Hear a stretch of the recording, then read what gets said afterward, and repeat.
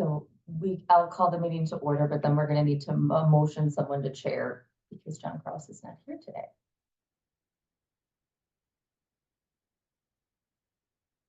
I can do it, I guess. Great, Mitch, I don't know any of the. if someone wants to move, I move that we nominate Mitch. okay, is there a second? Second. Okay, there you go. All those in favor? Aye. Aye. I mean, I'm not aye, but the ayes have it. I might need some assistance walking through this. So we've called to order at 9:04, and then you can just review the CDA minutes. If anyone has any questions. I don't have the CDA minutes in front of me, does. Consider the CDA minutes from September 6th, 2024. I'll move to approve the minutes of September 6th. I'll second. Oh, second? Yeah. Multiple. All those in favor? All those in favor? Aye. Aye. Pass. Consider the joint CDA and Plan Commission meeting minutes for September 12th, 2024. I'll move to approve. Second? Sorry, we're in sync this morning. Spacing on the language again, order moved, or All those in favor? all those in favor? Aye. Aye. Order passes. Can I make a correction? Sure. That was a joint meeting of the village board and the CDA. Oh, We have plan commission on there. Oh, yeah, okay. yeah. Correction. Sounds good. Do we go through the product? We're good. I think we're gonna just want to make that for the Yeah. record. And we have to review the example of the Shorewood Land Trust that Joe and Lamont together for us. Okay. So we've been working on just trying to figure out what affordability looks like for a land trust. Joseph did some kind of real estate comparisons to come up with what a typical 2-bedroom duplex would go for in Shorewood. And so once we were able to get to that number, we started the process of just backing into what affordability looks like. So there's a couple documents that probably were distributed before. One is Joe's duplex analysis and affordability. And then there was one for me that just kind of explained some of our assumptions and what we think would be affordable. And we're trying to tie this into the AMI threshold that we're looking to get done in the project. And so I don't know if you can. Commissioner Street? This Yes. is what you had sent out, right? Yes, the Okay. packet, yep. Yeah, okay. Are you pulling that Yep, up? I'll load it and share the screen. Okay. Remind myself how to do this.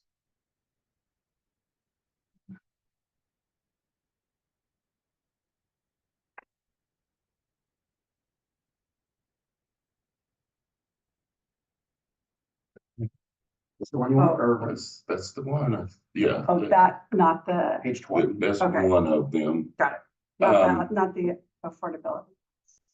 That's in there as well. I don't know which one you want to start with.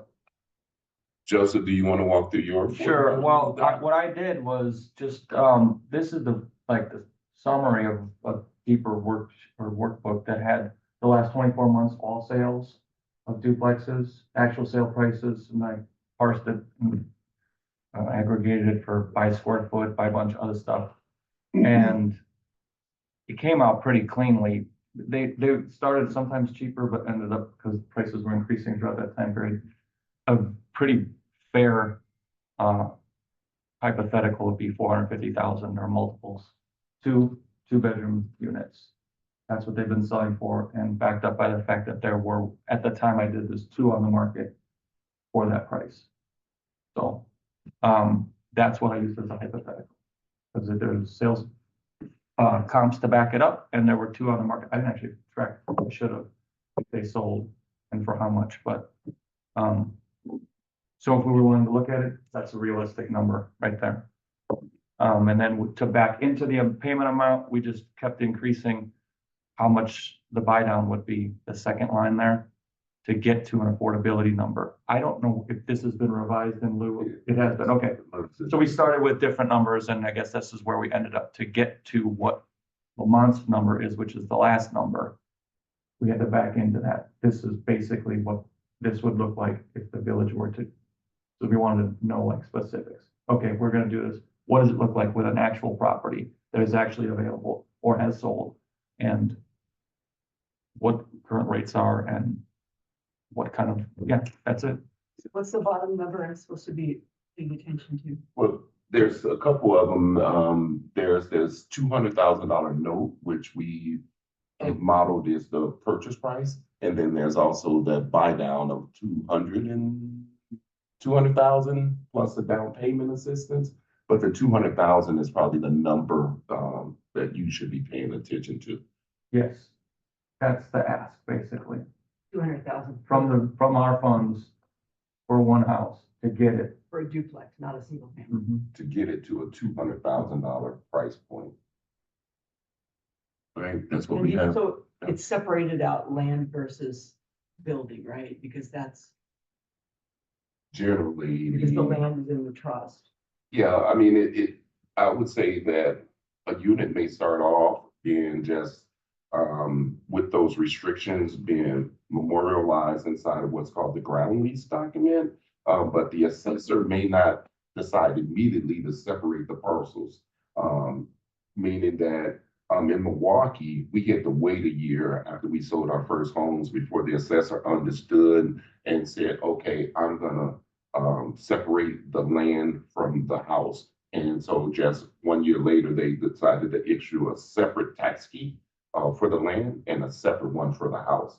But they may not do that right out the gate because they won't understand it.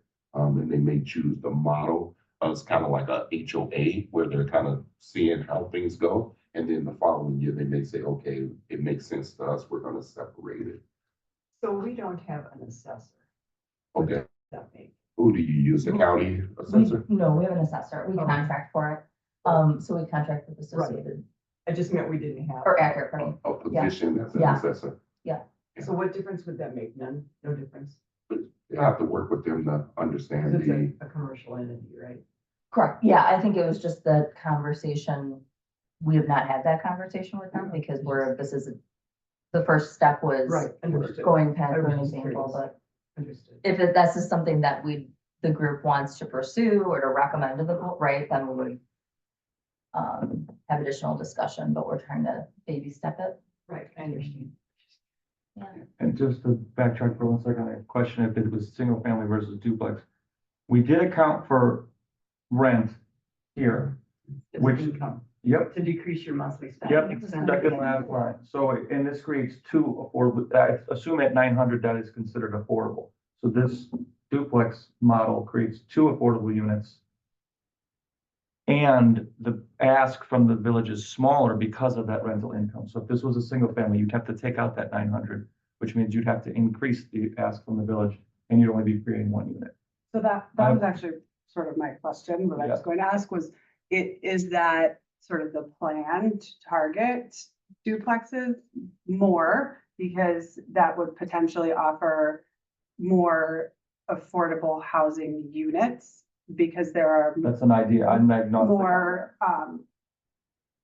there are more units of it, there are more, Traditionally, Shorewood has a higher proportion of duplexes than other municipalities. right, but I mean, there are more, a single family home can only house one family Yep. versus a duplex could potentially house two families. Yep. And, may offer more affordable options. I don't know. I think there's some assumptions that the duplex could benefit a homeowner. Mhm. Milwaukee is similar. We have like 50% of our units are duplexes. Mhm. So you kind of have to account for that Mhm. there's gonna be someone who wants to buy a duplex with that rental unit. Mhm. But I don't think that you have to say that it's a duplex. I think, this model could still work with like a single family unit. It just would be like, considering like, how much subsidy do you really want to give someone to go out there and acquire a unit? Like someone says, hey, I want to buy this $500,000 unit, and you're like trying to come up with $300,000 for them to be in a $500,000 unit. That may not be the best served use of funds. And so I think we'll have to, as we go further, we'll have to kind of figure out exactly what's reasonable, I guess, so much.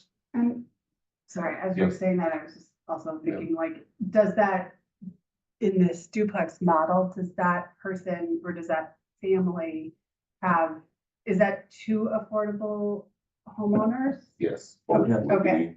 be. So they own, like, each individual, Well, each I duplex guess technically the rental unit Yeah, no, it's not. could not be an affordable household, Mm-hmm. but the rent will be affordable. I mean, someone could, we don't know if Okay. they're gonna be a high net worth individual who choose to rent Sure. from this person, but we know that that $900 is gonna be below fair market rent for the Okay. area. So the person who's in the land trust is a landlord, essentially. Yeah, and Got we it. don't, Okay. we're not like the housing authority where we're verifying their rental unit Sure. is going to a low income person. Right. But we are trying to make sure that they're renting it at affordable price. Got it. And so after we did this, I had to do an exercise to get us to what would be considered affordable for someone. And so this changed a little bit of our assumptions. If you go to the chart first, those numbers that you see highlighted on the top part in green and blue, those are the ranges of affordability that a person could have. We're not targeting households of one. We're really going to be targeting households of 3 and 4. That's kind of where you see the most of the highlights.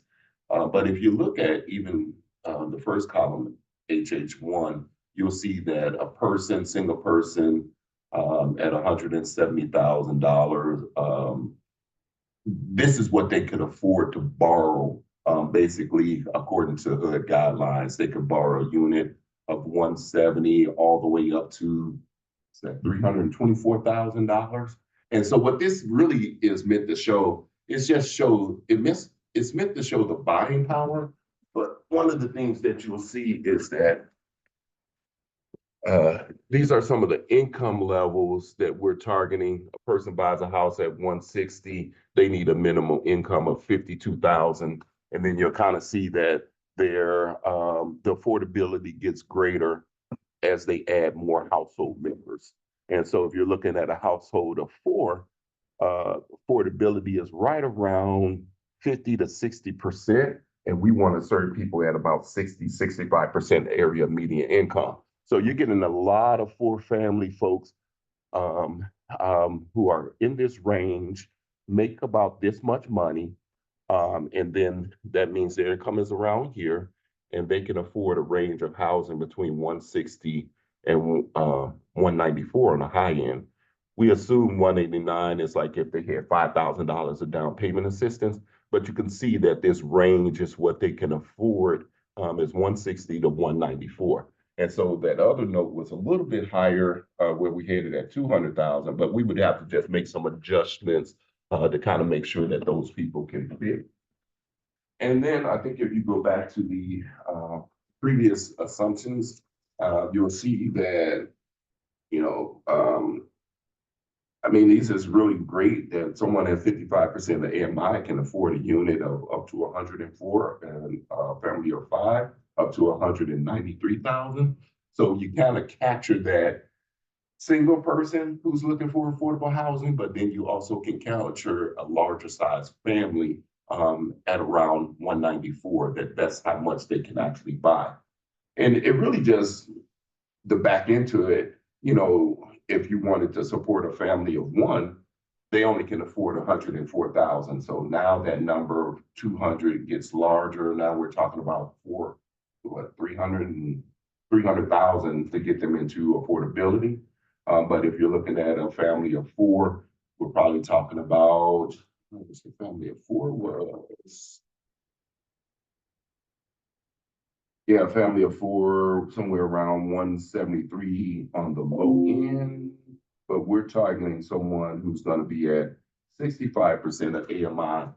I believe that's what we came up with. So that is hitting this 60% is hitting that 200,000. So a family of 4 can afford 200,000.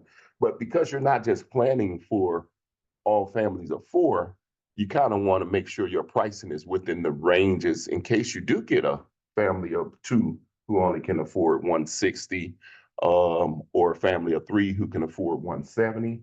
So we have to figure out where you want the program to kind of subsidize. And to me, it's somewhere between the low point of 162 and then 324 is the high point. But if you follow that example that Joseph's put together, then I think we're talking about, you could kind of see here, you want to be in this swath of affordability, which is 160 to 214. And that'll take in, well, you probably don't want to shoot for a family of four, but that's the goal. For income earners? Is that why the number's? For household. Okay, so members. those are probably two income earners. Yeah. Traditionally. Yeah, the AMI, that's just responding to the AMI. Yeah, The but prices on the top chart, they correlate with the colored bars on the bottom, the green and the blue, you're only doing those price points. yeah, those are more just like model price points, for So you there's to no consider. 194, like, No, right, in the chart. in the top one. Yeah. Discussion? I said, stepping back from the numbers for a second, getting at the hope and meaning of this program. The four-person household makes the most sense in that what we believe the value we bring or we give to these families is a lot of it is the education. So if we've got a family of four, there's most likely gonna be two kids in the Shorewood schools. And that's more like generational change as opposed to one person who's already working full-time, no one in school. That would be my personal feeling, is that that's a better use of these funds. And can we legally do that? Can we legally say we're only doing this for HH4? No, but that's why you kind of target the range so that the four is kind of like where the aid is coming in at. So like, in Joe's example, so someone you would be able to say, hey, we can give you, I don't know the number, but 150 to go out there and find you a duplex, or 200,000, I think is what you get. And so indirectly, you might have to serve someone who has a household of two or three, but you just kind of model your program around who you want to serve, which is the family of four. And hope that you attract them. Yes. Because we legally can't say, no, you've got too many people, we're only serving four families. You can serve a one-person household. Now, you could create criteria that makes it more advantageous to a four-person household, meaning like, in this example, it would be hard pressed for us to say a one person shouldn't be allowed to get a 2-bedroom duplex with a rental unit, because that's really just allowing them to have room for to get married, have a kid, and they would be fine in that 2-bedroom.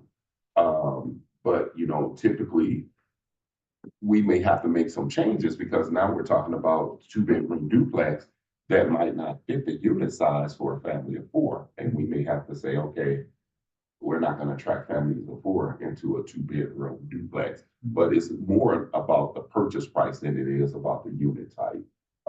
But you can say, you can't have a unit bigger than what you need. So if they come to us and they have it's 3 members in the household, of course they can get a 4-bedroom, but we may say, well, you can't get a 6-bedroom. Or if there's a 1-person household, they wouldn't be eligible to buy a 3-bedroom house because it's just them in this 1-bedroom. In Milwaukee, we took the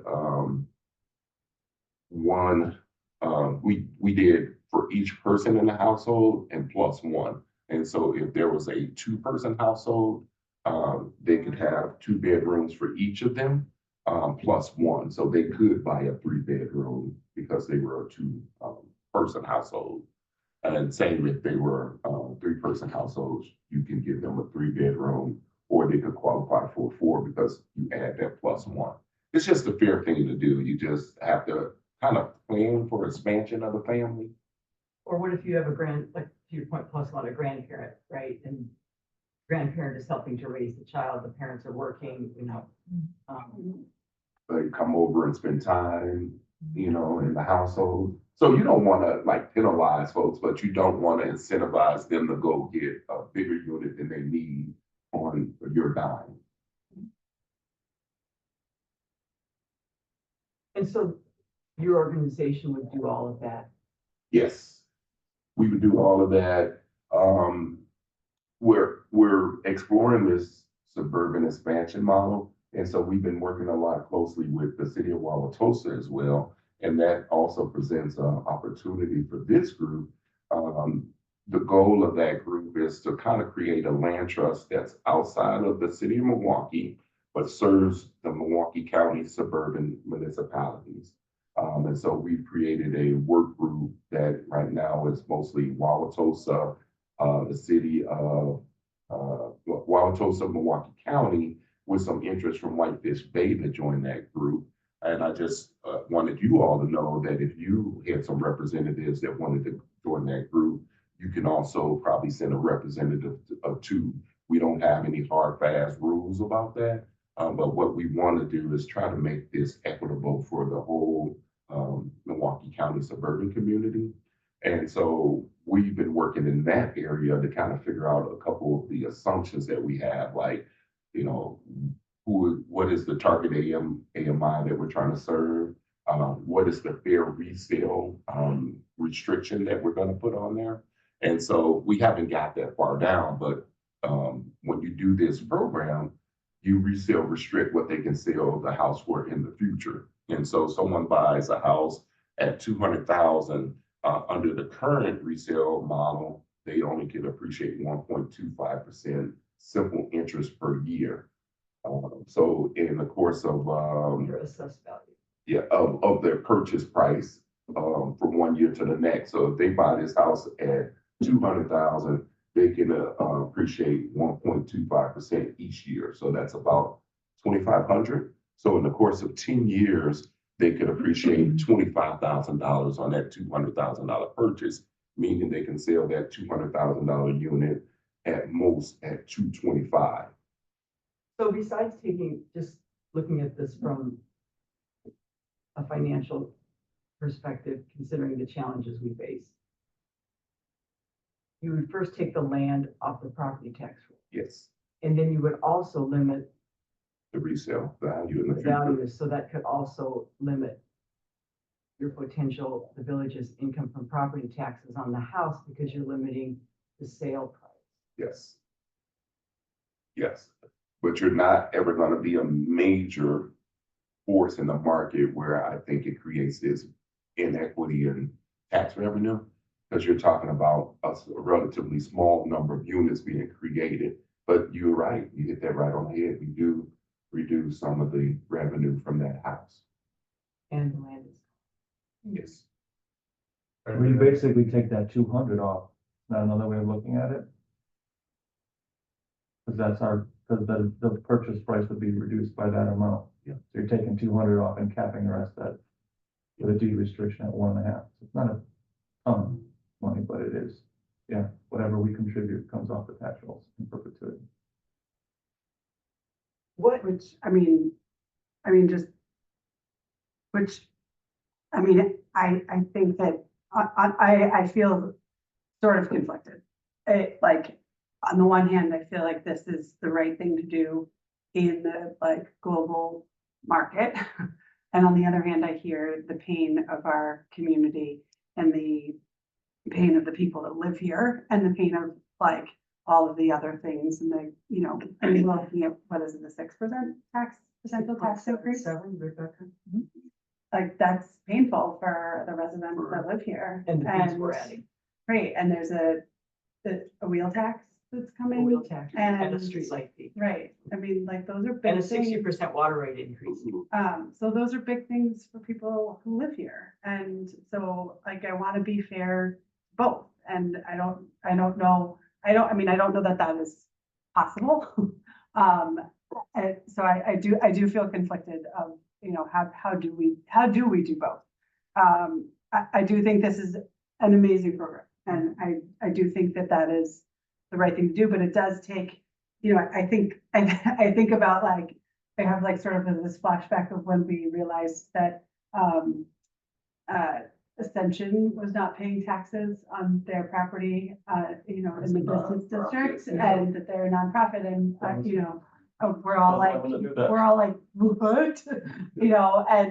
I mean, that is a problem, and we are definitely a very cash-strapped village, and this is like, as much as we want to do the right thing, like, this is really hard as a community, to want to do the right thing, but also take care of the people who live here currently.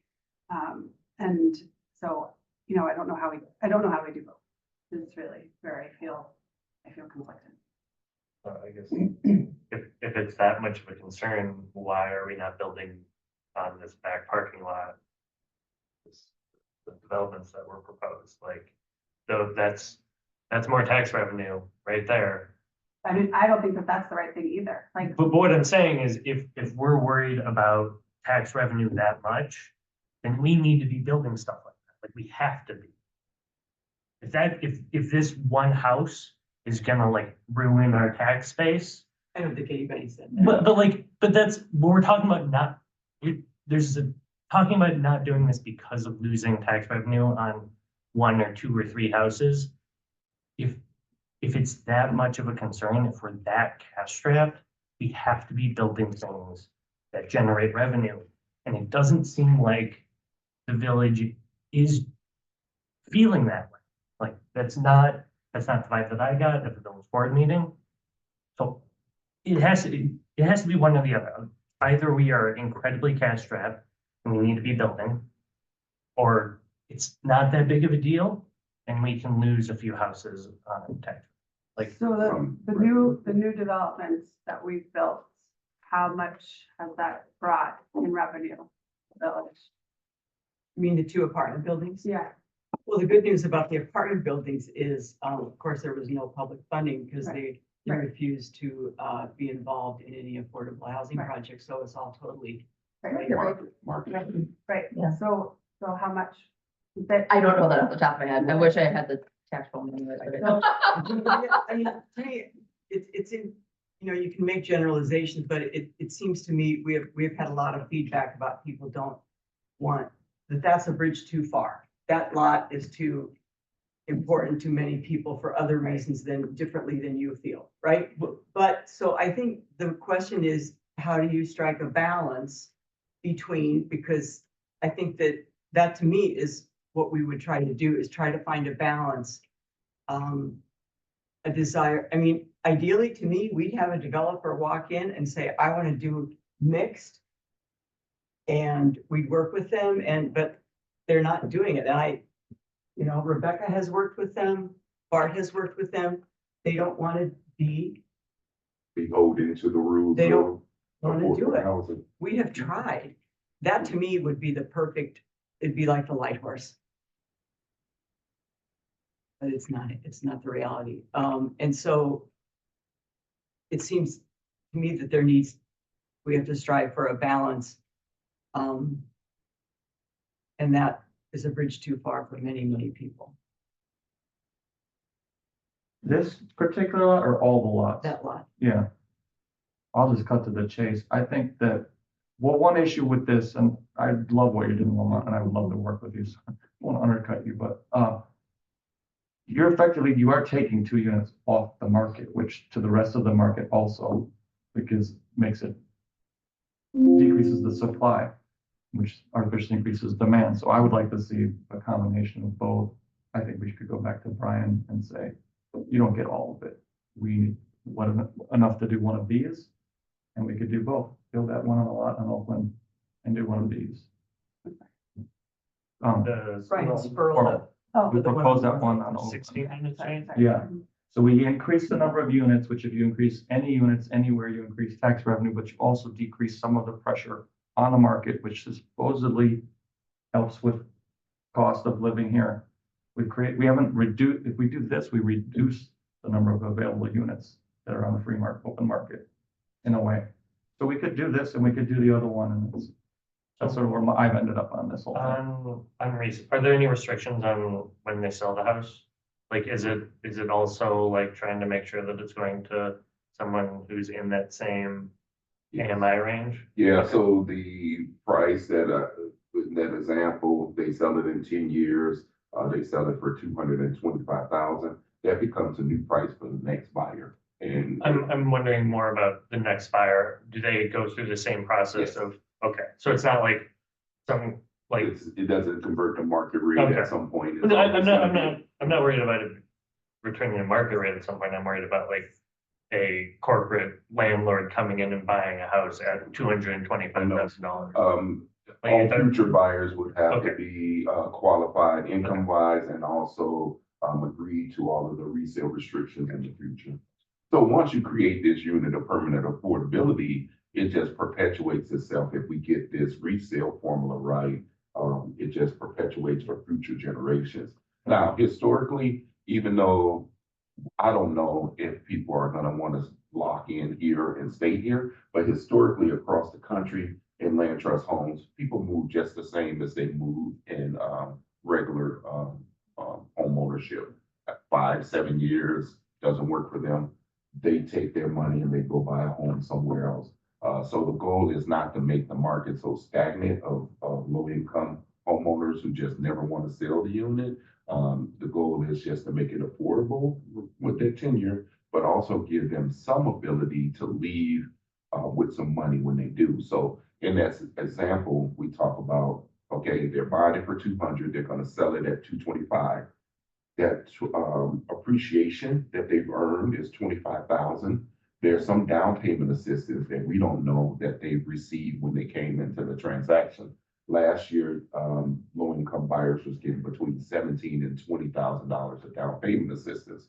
So you can theoretically add another 15,000 maybe to that 25. And then they've also paid down the principal. And so when they leave in 10 years, that buyer could leave with $75,000, $100,000. So there's some wealth creation that's being generated. And that should be a tangible outcome for this group compared to a rental unit that doesn't create any wealth. It creates wealth for that private individual, that developer of that unit, but none of those tenants are going to see that kind of wealth appreciation. So I understand the city has to agree to, it's kind of like a balancing beam, you know, it's a lot to consider.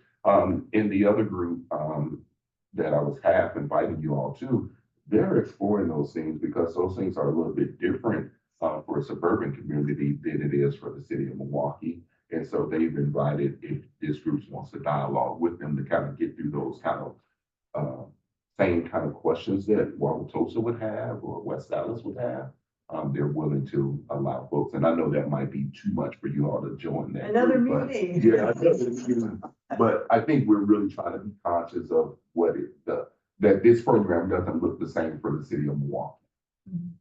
And so at the end of the day, so your group would look at only income. I mean, at one point, I know a woman from, I can't remember the group she was with, because it was like legally, we can't say, you know, the goal here really is integration, right? Yeah. Because we have affordable housing. So the goal is integration.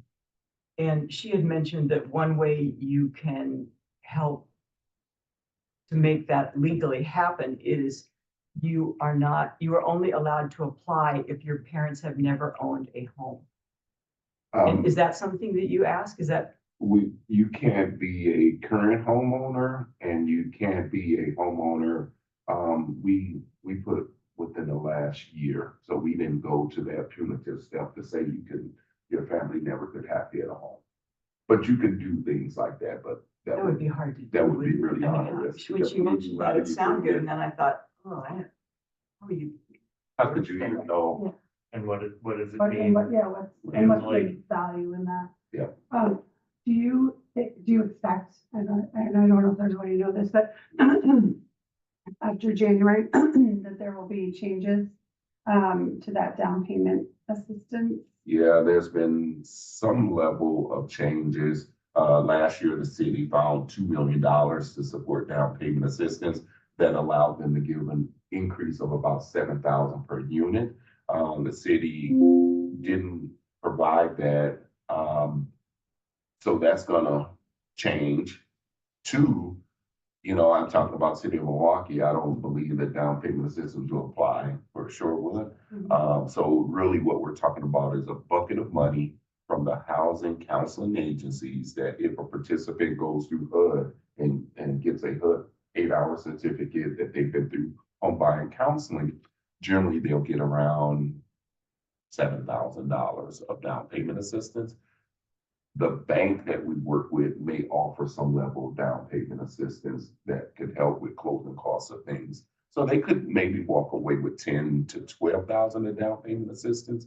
But I think, you know, things are changing in that market. And I will say this, in my opinion, of all the things that we have looked at in the last 2+ years, this to me, like what you had said about wealth building, this is the program that I feel is the most important and would be the most impactful to anybody that, anything that we could do. Like I have the least interest in any sort of development that like in affordable housing, like that is just, yes, it would offer some affordable housing options, but it is not going to change anyone's life in the long term. Like this would allow someone to build equity and would allow someone to, you know, build some wealth, and would allow someone's life to have some sort of, you know, long-term change. So this particular program is something I would be the most interested in. I do have some struggles with how we'll balance that with the needs of our community. Thank you. Yeah, $1,200 a month mortgage for the homeowner. The ability to bring in a renter who's going to subsidize a lot of that cost. They both get to affordability. Then in that duplex example, this person is renting a really nice, safe, affordable unit at $900. I own the unit at $1,200 or so. We usually put in like different things like the interest, lease fee, ground lease fees. So their cost may go up to around $1,400 a month with all of the fees and maintenance reserve that we make them have. But I just think it's such an awesome opportunity. One, that you can own a house, own it affordably. And then in the case of a duplex, you also can rent affordably to someone and you just have a win-win that way. And the trade-off is that the city doesn't get as much tax revenue. And I don't know how big of a factor that is because, you know, I think if you're talking about, you said it's 6%? So 6% of the assessed value is all going into taxes. So that means about $12,000 a year is being lost from the city. Is it 6% of the assessed value or 6% of the current tax sales? Increase in the previous levy. So it would be more like a couple $100 for that tax increase. For a $340,000 home, it's $175. Okay, that's what they pay. Yeah. That's the increase. That's the village's portion, Right. which is only 27%. The school, I don't know if the schools have a number yet. Right. Do the They schools, do. what's the school's portion? Did they say what their increase is this year? Oh, that I don't know off the top of my head. Mine's in the low 10,000s for yearly tax rate. Pay close enough attention to it probably, but like. Mine's like 20 is what I bought it at, so. Kind of about the tax rate, but I think we're talking about is Half of that. like, Like we could show an example of a tax bill, current, and then if it would transition to this with a lower value, we could show what the actual numbers would look like, if that's helpful.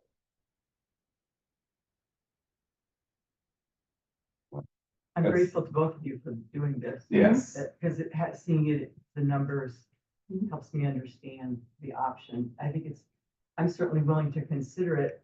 I'm not ready to move forward with any kind of a vote today. I think, first of all, our numbers are low for attendance. But it really helps to understand how this could look. Yeah, I think that was the point. And Yeah, we're I not feel like gonna vote for any motion per unit, I feel like off the top of my head, although all the proposals came in around 183, like to 200,000 per unit was the ask. Subsidy. Yeah, subsidies, so it's somewhat, you have something real to compare to. The ask is the same, just which product Mhm. you want And I think sometimes you have to look at it too, like who are you trying to serve? You know, in Milwaukee, we're trying to serve low income buyers who maybe never would get into home ownership. You may have a mix of that, but you also may have a sense of obligation to working folks who make somewhere between 50 and 60,000 who don't have affordable housing options in your community to create those options for them and not just create high price rentals, but real options for that people who make Like the 25, 30 missing middle, bucks an is that hour. kind of what we had found we were missing was the middle kind of? Yeah. So I'm willing to dialogue as much as it takes to get the answers that we need. I just, I love the, camaraderie in the land trust space. That's one thing that's really weird, having spent a lot of years, doing, housing rehabilitation and working in community development. It's usually folks set up these silos and they are like, this is what we do over here. And we're not gonna tell you because this is proprietary. And the land trust is like the total opposite.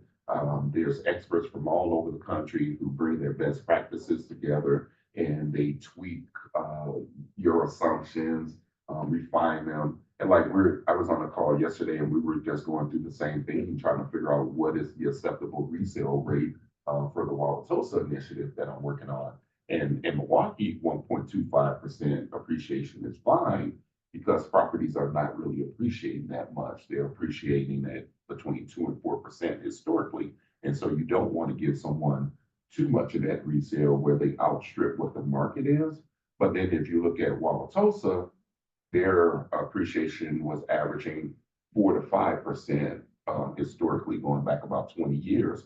But who's to say that that's going to continue, that you're going to see these appreciations? And so you kind of have to balance out, you know, what's fair to allow this homeowner on resale as well. There's so many different nuances to getting this right. Is it possible to tie it to how things are actually appreciating in an area? Yes, you try to do that as much as you Like, can. but like, And historic is but consumer rather than price. just saying it's 1.25, just say it's this percentage of whatever the general market in the area, or index. Yeah, you could do that, but then would that change? Yeah, Yeah. it might make it more flexible over the, like, if we're talking over 20 years, 50 years, 100 years type stuff. Like if it's always 1.25%, you might. Some of the folks who've been doing this land trust stuff longer than me, they said that that's pretty much the leading one, Okay. and they try to avoid tying it to that because you have to make too many tweaks. Yeah. And then the tweaks hits the assessor who says, I don't know what you're doing, Yeah. you know, and so you kind of want to get a rate that you can live with. And then it's easier for the homeowner, it's easier for the assessor. Folks know that this is Like, what I got into. if the community land trust was like more established and the assessors understood it, then maybe you could be a little fancier with the rates, but Yes. like. They used to do a lot of appraised value Okay. kind of assessments. So when you got ready to sell, the land trust would hire an assessor. They would come in and say, okay, you bought it at 200,000. We think it's worth 300,000. Or we're going to give you 25% of that increase. And that's how they used to do it. But you can't plan for that. And it gets argumentative, you know, down the road when someone's like, oh, I put in the swimming pool. Well, you put in a swimming pool, but it didn't add any value to your house, or, you know, so you get into that kind of thing. We do allow for folks to make capital improvements. So if they are making qualified capital improvements, there's a percentage that they can get, but it's never going to be so much that it drives the price of the house up to a point like we talked about resale is 225 for that 10-year out example. And so someone comes in and puts a new swimming pool in, new driveway, do all these things, and then they say, hey, I should be able to sell this for 300,000. And if you allow that, then what you do is now you can't sell this home to an affordable future buyer unless you subsidize more of the price back down to that price point. And so this is kind of like a more of a art than a science, Yeah. the things that we're talking about right now. And so you have to kind of try to forecast a little bit. In a way We're like makes sense. weathermen right now at this point, you know. It might be accurate, but it might be that neither of us tweaking. Is there the ability to tweak that? Because like, these are contracts that we're signing. Is there the ability to tweak that in the future if the forecast does change? Always there's, if both parties agree, and that's always the challenge, is how do you get two parties to agree to modify a contract once it's memorialized? You can change future projects easier. So let's say we come in and say 1.5 is the resale, then we find out that it's not giving them the equity that we want them to have. Then future buyers, you may say 1.75, or the reverse, you may say it's actually should be 120, 1.25 because they got too much equity when they sold. So, but you probably Is it better to undershoot it and then in the future it's easier to get people to a little harder because, you know, it's like if you undershoot it, you know, that's money that folks won't get in equity ever. Yeah, And so, but if you overshoot it, they can get too much for what you have. So it's, I was just thinking that it would be easier to rewrite that contract in the future, probably if it was undershot and be like, actually, we want to give you more money, and that seems like it'd be an easier. I think it would be easier on the homeowner side, probably not as easier on the land trust side. Because then, you know, every increase affects the new buyer. Yeah. So, you know, you give them an increase and now all of a sudden the price for the next homeowner is 240 or 250, and that may not be affordable to a person who makes $50,000 an hour. May not be as important if you're in a community where wage growth is going up. Yeah. But if wage growth is kind of stagnant, then that's going to be an issue. So bigger issue in like Milwaukee, where, you know, you look at Black wage income hasn't changed much since the 60s. You can kind of almost model out what it's going to look like with more success than if you're looking at a community which may have seen some upward mobility. There's a big manufacturer, like, I guess in the example, and you're not this example, but like a community like Aspen, Colorado, where housing prices keep going up and wage rates are kind of stagnant.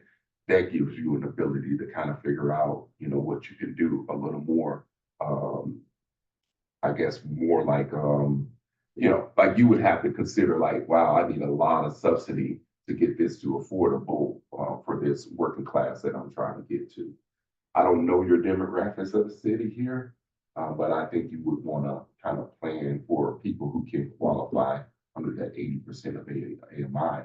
But a lot of land trusts don't do that. There are certain people who are at 120% of AMI. Or I just heard something in Hawaii after those volcano eruptions that a lot of the indigenous communities are looking for land trusts because the cost to rebuild is like $1 million. And so they don't have $1 million to rebuild.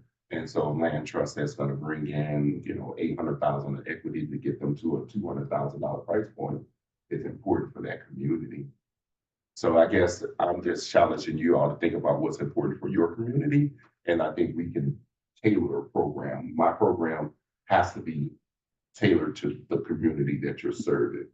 I can't just take Milwaukee's issue and say, hey, we're doing a program just like we do in Milwaukee right here. So I appreciate all your candor about, you know, your concerns, and that's something y'all gonna have to keep dialoguing about. And then we can kind of figure out the program that could work here. I really like the idea, as I'll echo what Jessica said about helping a family or a person, whatever the unit, build wealth. The thing that I have to get through is the residents here decided to extend that TID for 1 year and take that money and put it toward affordable housing. I don't know. I mean, I have to figure out where we are with did that community also decide to give a tax break in perpetuity? Yeah. It And if seems to they me to be two endorse the really land different- trust model, I haven't talked to them. So that community could say, I don't agree with the land trust Whereas model. if we went with another model, which doesn't help them build equity, but provides more affordable housing, which maybe would drive down the prices. It seems more clean, one and done, that was what was intended with the vote to extend that TID. And I will say, we will be looking at the TID, I believe at the December meeting. We found out that we could use some of the TID money to pay for streetlights and infrastructure, up to 25%. So the pot would decrease, because that's one way of also making, to the point about taxes, is making it more affordable by using some of the TID money to go toward our crushing infrastructure costs. Just to play devil's advocate in the worst possible way. I take a tiny issue with the notion that people living in rental apartments wouldn't be taking advantage of the schools. They could very well be. And also, I could take it one step back. We are proposing spending $200,000 for one person in 10 years to have $125,000. And bottom line, it's sort of, if we're looking only at the financial part of the equation, it's really upside down. It's really about the resources in the community, being in the community and the schools. So, I mean, I think you have to weigh that in as much as everything else. But yeah, it's just about enriching people through home ownership. We spent $200,000 to give someone $125,000. That's not a great argument for it. Just There's one- also no guarantee that that child wouldn't go to St. Robert's if they have tuition grants. What, can I ask, what is the cost for the streetlights? I've Well, seen right different now, numbers. estimated for total is around 7.7. More than what we have for. Right, I mean, so, yeah, for like initial phases, but the numbers are gonna change, like they're just estimates. Sure. Nothing's gone to bid, we haven't even seen the first phase go to bid. So that could change, interest rates change, that's why it's like a moving model. Sure. Which is fine, right, because it could, right? As you look at the first phases, you're at 7.7, but total, like, then you're close to 15. So, but it's 5 years, and that Right. assumes we do it in 5 years. Right, So it was like 40 million to do all of them. for the streetlights, right? No, that would be, you're thinking lead service line. That was 44, the estimate on that was 44. Over a span of 15 years. I'm But, sorry, yeah. 17. No, it's okay. There's a lot of numbers, right? Millions and millions. I know, that's why I was like, I wish I could tell you someone's property tax, but I just can't, because I I'm got my like, big ticket items. yeah, confused. no, it's Cassie, it's called Streetlights are normal, 17. it's called normal. Streetlights are 17, lead service laterals and water mains are 43 to 54, something like that. But, we recalibrate every year, but that's, I think, more to like that discussion you guys are having. I think it's like, once you as a group and then the board also figure out what the goal is, And so that's just a part of the discussion. So no action was planned for today. Because it's an education to go through. I know that was really helpful for me too, when we said, and Joe, Lamont, thank you for going The through. math, oh my goodness, the math. This is the easy part of it. It's Well, harder. and I held for what, was it 5 days? And Yeah, then Kevin just right, hammering right. numbers. No showers, nothing. It's just. That team of experts. Hard, man. Well, it It's was a lot to me, and I'm grateful because it is so helpful. That's I why, just that's felt why like you're there in was a a lot bad of mood. discussion in the cloud about, Right. well, what is this, Yeah. like, let's look at Other options. apples to apples, the development versus this model. What are we looking at? And then we can make a more informed decision. So long-term, we want to end up with something to recommend to the village board, right? Yep. So what are the steps that get us there? We have to, I think first have to come up with what our priorities are, so we can give them to you and we can tailor a plan. I think that's It's kind of like the logical, if we're gonna keep pursuing this, the kind of logical next step. I would want to hear your objections and concerns, and I've heard some of them. And I'll be able to continue to dialogue and respond about that. And I think really the big thing is, figuring out exactly how the program looks, what is the resale restriction, giving you an understanding of the ground lease, and you might want to look at that ground lease more intently to understand what homeowners are actually agreeing to. But in principle, it's a binding document. It's going to govern their terms of home ownership out for the next 99 years. So it's probably the most important document to understand of any of this, because that's what That's not the ground lease, that was the other one you said? the ground lease The is ground lease. yeah, that's the one. And I can share it. I'll share it to Rebecca and Bart. If folks want to start digging into it. to So that's the one, understand it. you have the one available that you're using in the city of Milwaukee Yes. right now? Yeah. Okay, so you don't have one with TOSA? Not yet. We're working on one. Yeah, and no problem, would love to share that one once it's created, but we're working on one. We haven't got that far. What do you see as the biggest difference between a document for the city of Milwaukee and the city? I think it's the people that, when you're looking at this program, it's just the people that you're gonna serve. We're serving a lot lower AMI of home buyer, people who probably never would be a homeowner if not for these interventions. I can't say that's true about the people that we're talking about. You make 50 to 60,000, you may stumble into home ownership. But it seems like that's becoming increasingly not likely for folks. I was able to buy a house on that kind of income, but I don't know what the future generation is going to be able to buy with. And so do you want a city of renters, or do you want a city where you have some homeowners with some intervention? Are you trying to serve, firefighters, teachers, people who live in this community who can't crack that $450,000 note without some help? And so I think that's something that the city, and you've been tasked with that, is something that you all have to figure out what's important for you all. I think the biggest difference is who we're serving. We're serving low-income buyers who can't get into home ownership.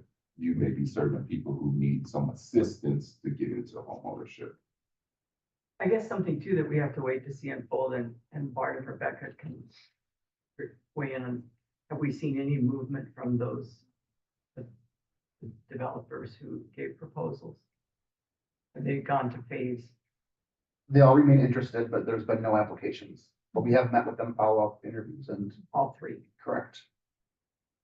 Matter of applications for WIDA, timing of that, whether it's, this year, next year, more likely than not next year, but yeah, they all mentioned that they would like to have discussions with us. So no one has really taken any official step forward? Correct. Okay, and was there a talk of one other added one? No. I thought there was another developer who expressed an interest. Someone had reached out to us to discuss the RFP, but we haven't Got any seen feedback? that, no. Is that just because of almost the holidays and all of that?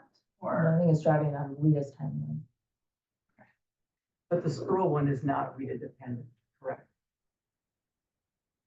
He had proposed the non-competitive WIDA tax credits, which would not be time dependent, but We haven't heard from him more. Yeah, I just noticed that the lot in Whitefish Bay, the construction fence is down, they planted grass on the site. But it says coming, and it's got a picture of the development, so I don't know what's with that. then they're back doing something. They are, That as a, just the other day. okay, because when I looked, they planted grass on the construction sign. The construction fence was gone. But, I was just, I drive by there. Okay. literally. I think the fence is to keep people from falling into the hole. But yeah, there was grass there for a while and the Okay. fence was down. And then I thought it was, I would be better Okay. today, let you know. So do we want to set up something where we can figure out what our priorities are? List of questions or something for me. I mean, We need the rest of the group. And who's all missing? Wesley and? Carl? West John Arthur. Yeah, Do we want to try and get something on the calendar for with- that? where everybody can be here, right? Closer to everybody. That's kind of next up on the meeting. I'll leave so y'all can have radical Okay. candor. I And then just radical candor. Oh, I prefer it on the front end than on the back end. Thank you, Rod. That's always- Happy holidays, Yes, everybody. you as well. We appreciate you very Yeah, much. you're very welcome. Thank you. All right, bye-bye. Yeah, so I can get out there and doodle. Okay. For a following meeting date. But, I mean, there's not much that we prepare for a values discussion. Okay. I don't know how we. No, it's all, I think Yeah. with this piece, it's there. It's just the rest of the Yeah, side. okay, just because I'm like. Or a practically, hybrid. I think It's getting really that- it's the values driven from this group, where, And the lease that he was talking about. Yeah. Having that I to have look that. over and to see like how we might differ from. yeah, I guess it also depends on what, if there's any movement on the other option. Or if we're able to do two options, right? I was gonna say, no one proposed pushing back on, everyone asked for all the money. No, the one development asked for about half. Which one? The one proposed by OB. Individual growth? correct, yeah, you're right, Okay, I think. yeah, Sorry, what did she you only say? asked for half. There was one development. I thought they all asked for all the money, which is what anyone would do in their position, and I was like, we can push back on that and say, you need to come back at And the other half the thing, money, did, and then we can do wasn't both. clear to me and all of them, did they assume that the village would give them the land? Yes, Or were they buying it? no, it's a horse apiece, if they buy it, we're giving them the money to buy it, basically. So there's nothing, so if you give That's them assumed that we're giving it, right? plus the 2 million,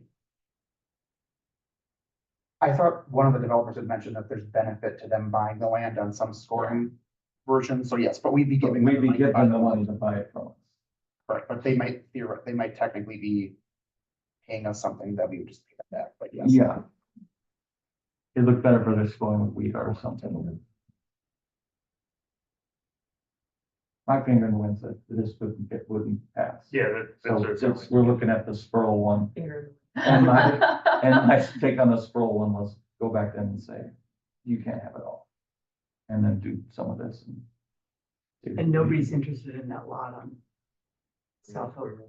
Could we just, any feedback about why? It's just, is it? I think people could be interested in that was the smallest one and you make more money on a bigger deal, so, but it's not that that wouldn't be feasible, particularly if this one is not available, I think you would have more interest in that. But because this one was available, people look this one as the biggest Yeah. opportunity. Makes sense. Yeah, we didn't hear people say that that was never gonna happen, they just set up the three that you gave us. There's the least interesting. And the one that Spurl developed on was similar in size to the Whitefish Bay deal, so he already had kind of a model for that, but no one told us that the south one was not doable. They just didn't have any, nobody wanted it. They just Yeah. thought they'd have a better product in other locations. Better margin. I guess that's one of the situation we have with the rolling deadlines.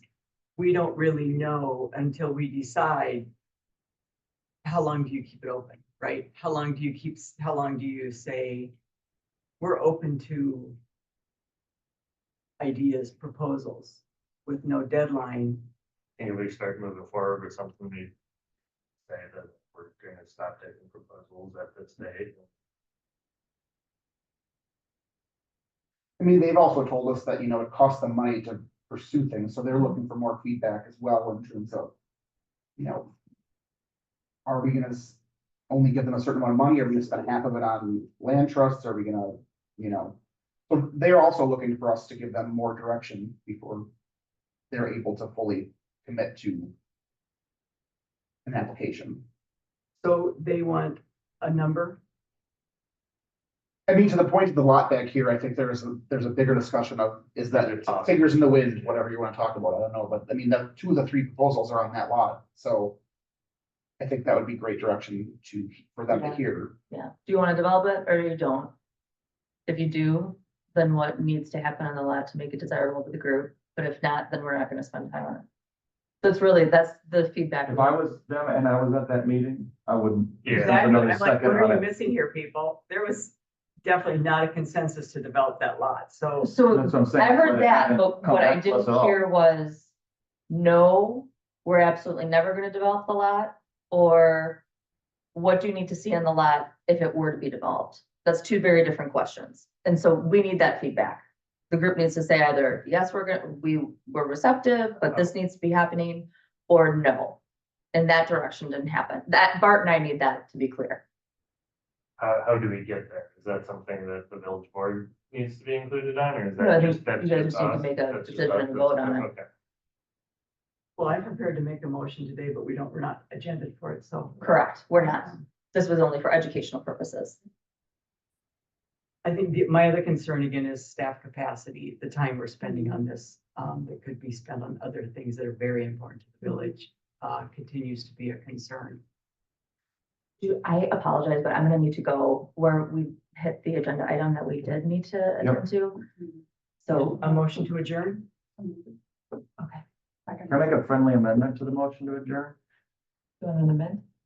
No, can we schedule the next meeting, I think there's something to do, though. Yeah. to be a vote on On that lot? that lot? And like, so that people are incentivized to come to the meeting and show up, and to your point about how much time we're spending on this. I think we're all know how we feel, let's have our vote, right? Happy to, yeah, it's a recommended vote, then that goes to the Procedure for board. the friendly amendment? Well, it's not really. Come on, just But- come on, it's a little. No, no, no, I I didn't have heard the your video on comment, in and the yeah, I think background that's while just I like did. direction, like, we don't wanna keep spinning wheels and like, just yes or no, and let's move on. Yeah, we need everybody Do we here. also want to talk about the Spurl development to see if we, I meant all of it, yeah, Oh, let's just vote on this, so are we gonna, do we wanna do that? are we gonna push back on money on that? or- Yeah. I think just. Okay, it's there's not- there's no formal application on that lot yet, so I On think, the Oakland lot? right. Or I the- welcome the opportunity to have more discussion on this, but I think I have to go, Yeah, but. and that we're not agenda to Motion that. stands. Motion adjourned. And it's okay. I have a second, yeah, And would it be in January, yes. our next meeting? Yeah, I doubt we're not gonna get this race together. I mean, I would originally, like, the half full sense of me would be like, yeah, let's meet, but that's. No. Okay, all right, good feedback, that's good, I love the decisiveness. Hi, yes. Thanks, Sorry, Sorry. Stop, it's not possible.